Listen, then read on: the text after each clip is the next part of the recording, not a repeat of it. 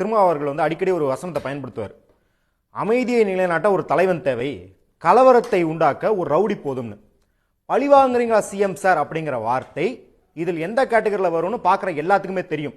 நேற்று 11:30 மணிக்கு கட்சியில் முக்கிய பொறுப்பில் இருக்கவர் நேபாளை போல வீதியில் இளைஞர்கள் இறங்க வேண்டும் அப்படின்னு ஒரு ட்வீட்டை போட்டுட்டு விமர்சிச்சோன்னே 20 நிமிஷத்துல பின்னங்கால் பிடிகளுக்கு தெரிச்சு ஓடுறாரு டெலிட் பண்ணிட்டு. ஆனா அந்த 20 நிமிஷத்துக்குள்ள 400க்கும் மேற்பட்ட, நான் வீடியோ எடுத்து வச்சிருக்கேன், 400க்கும் மேற்பட்ட தாவேக்கா சிம்பல் போட்ட ஐடிகள் எடிட்ஸ், ஏஐ எடிட்ஸ், விஜய் வந்து ஒரு ஆர்மியை லீட் பண்ற மாதிரி, இளைஞர்கள்லாம் போய் அடிக்கிற மாதிரி, அறிவாலயத்தை அடிச்சு நொறுக்குவோம் அப்படின்னு 400 பேர் ரீட்வீட் பண்றான் அந்த 20 நிமிஷத்துக்குள்ள. இவ்வளவும் நடந்திருக்கு. நேற்று ஒரு 15 வயசு பையன் போலீஸ் ஸ்டேஷனை கொளுத்துவோன்னு வீடியோ போடுறான். இதெல்லாம் நடந்த பிறகும் ஒரு தலைவர் வந்துட்டு பழி வாங்குறீங்களா திமுக சார் அப்படின்னு கேட்டா, சிஎம் சார்னு கேட்டா எதை தூண்டுகிறார்? இத்தனைக்கும் 3 நாளா அங்க போனா பிரச்சனை ஆயிருன்னு சொல்றாரு இல்லையா? நீ பிரச்சனையெல்லாம் அங்க பண்ண வேணாம், ஹாஸ்பிட்டல் போய் பிரச்சனை பண்ண வேணாம், இறந்துருக்காங்க திமுக குற்றம் சாட்டுற, அதுக்காக மாநிலம் முழுக்க போராட்டம் பண்ணு அப்படிங்கறலாம் எக்ஸ்பெக்டேஷன்ஸ்லாம் பெருசு. ஒரு இரங்கல் கூட்டம் நடந்துச்சா? ஒரே ஒரு இரங்கல் கூட்டம், 41 உயிர் போயிருக்கு. உன்னை பார்க்க வந்த 41 உயிர் போயிருக்கு. ஒரு இரங்கல் கூட்டம் ஒரு மெழுகுவர்த்தி ஏத்திப்பாரு இவரு.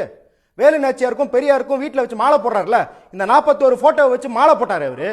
அந்த 41 பேர் மேல எந்த அக்கறையும் கிடையாது. பழி வாங்குறீங்களா, எங்க தோழர்களை தூக்குறீங்கன்றாரு. யாரை தூக்குனாங்க? போலீஸ் ஊசி போட்டு கொண்டுட்டாங்கன்னு வதந்திய பரப்பணும் பிடிச்சு போட்டா எங்க தோழர்களை தூக்கிட்டாங்க, பழி வாங்குறீங்களான்னு கேக்குறீங்களே. உங்களுக்கு எல்லாம் அடிப்படை அறிவு இருக்கா? அடிப்படை மனித மாண்பு இருக்கா?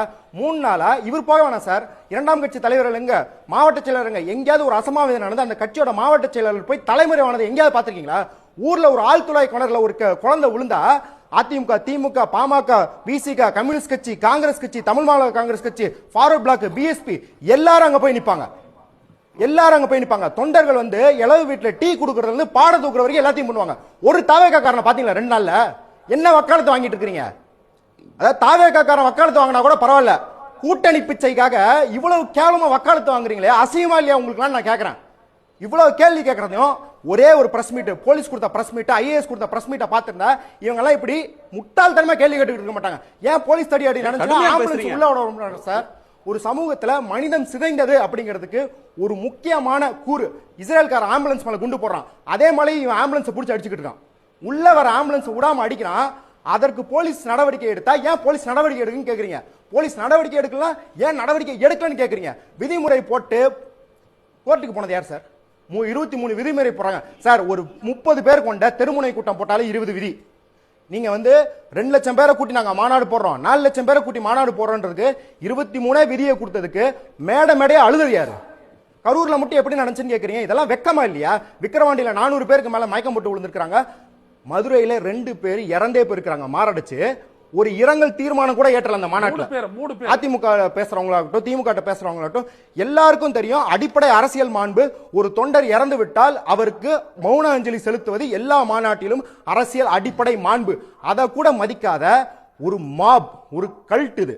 இது வந்து அவர் ஏதோ ஃபைட் கிளப் நடத்துறதாகவும், அவர் இந்த ஆங்கில படத்துலலாம் வர மாதிரி ஒரு கல்ட் வச்சிருக்கிறதாகவும், அவங்களை ஏவி விடுறதாகவும் நினைச்சுக்கிட்டு இவ்வளவு வக்கரமான அரசியலை பண்ணிக்கிட்டு இருக்காரு. எனக்கு என்ன இப்ப தோணுது அப்படின்னா, நேத்து ஒரு டெலிகிராம் குரூப் எக்ஸ்போஸ் ஆகி நூற்றுக்கணக்கான தாவேகா தொண்டர்கள் அதில் வன்முறையை பத்தி பேசிக் கொண்டிருந்தார்கள். இவங்க 2 வருஷமா வாட்ஸ்அப் வச்சு இந்த இளைஞர்களை எவ்வளவு மூளை செலவை செய்து கொண்டிருக்கிறார்கள் அப்படின்னு விசாரிக்க வேண்டும். உடனுக்குடன் செய்திகளை தெரிந்து கொள்ள சன் நியூஸ் பெல் ஐகானை கிளிக் பண்ணுங்க.